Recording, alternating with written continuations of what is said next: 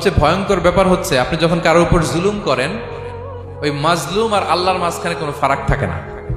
আল্লাহ ওই ফারাকের পর্দা উঠায় নেয়, দোয়া করলেই ওটা আরশে যেয়ে কবুল হয়ে যায়। খবরদার, মজলুমের কান্না কখনো বৃথা যায় না। জীবনের কোনো না কোনো সময়ে এর প্রায়শ্চিত্ত আপনাকে করতে হবে। জীবনের কোনো না কোনো সময়ে এর প্রায়শ্চিত্ত করে আপনাকে মরতে হবে। বদদোয়া করছে, ডাইরেক্ট কবুল।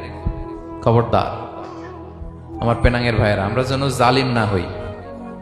In it's any form, operation in it's any form, যেই কোনো ভাবে, যেই কোনো ক্ষেত্রে, যেই কোনো ধরনের হইতে পারে জুলুম। কাউকে আপনি ছোট্ট কোনো কাজে ঠকালেন, বন্টন নীতিতে ঠকালেন, হ্যাঁ, জমি মেরে দিয়ে ঠকালেন, আমানত মেরে দিয়ে ঠকালেন, ইন ইটস এনি ফর্ম যদি জুলুম করে থাকেন, খবরদার, মজলুমের কান্না কখনো বৃথা যায় না।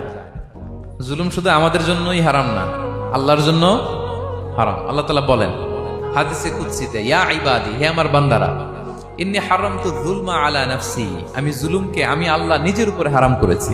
ওয়া জাআলতুহু বাইনাকুম মুহাররামা, এবং এই জুলুমকে তোমাদের উপর হারাম করেছি। ফালা তাযালামু, তোমরা একে অপরের উপর জুলুম করো না। জুলুম শুধু আমাদের উপরই হারাম না, আল্লাহ নিজের উপরও হারাম করেছেন।